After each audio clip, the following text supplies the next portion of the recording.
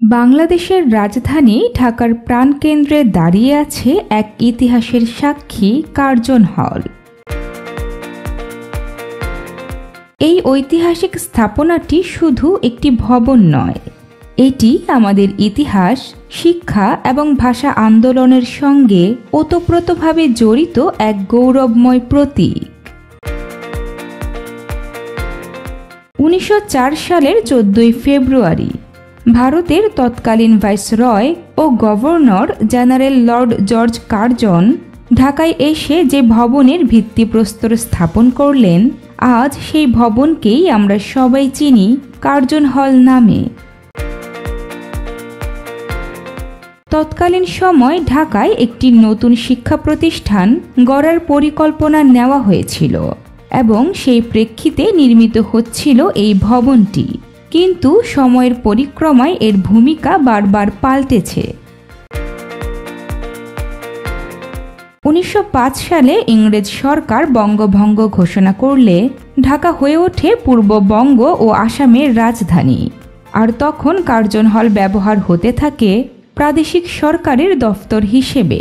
এই পরিবর্তন যেন ভবনটির প্রাধান্য আরও বাড়িয়ে তোলে। কিন্তু ইতিহাসের সবচেয়ে গর্বময় অধ্যায় রচিত হয় আরও পরে।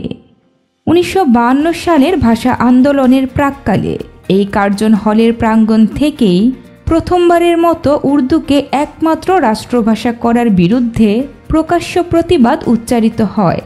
এই ভবনটি হয়ে ওঠে বাংলার স্বাধিকারের প্রথম মুখপাত্র।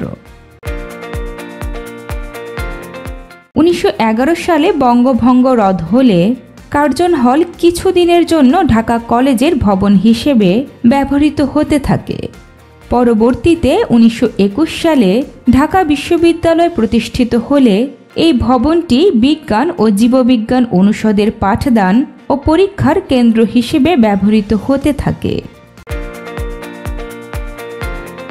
কার্জন হল আজও তার সেই ঐতিহাসিক সৌন্দর্য এবং স্থাপত্যশৈলী নিয়ে দাঁড়িয়ে আছে। লাল ইটের দৃষ্টিনন্দন স্থাপনা, গম্বুজ এবং খিলানযুক্ত দরজাগুলোর সমন্বয়ে গড়ে উঠেছে একটি অপূর্ব দৃষ্টিনন্দন ভবন।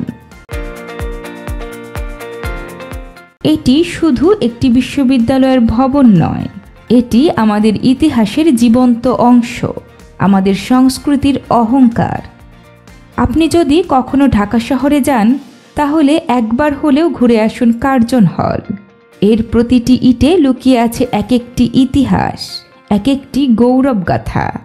সাবস্ক্রাইব করুন বার্তা এক্সপ্রেস এবং নতুন আপডেট পেতে বেল আইকন চাপুন।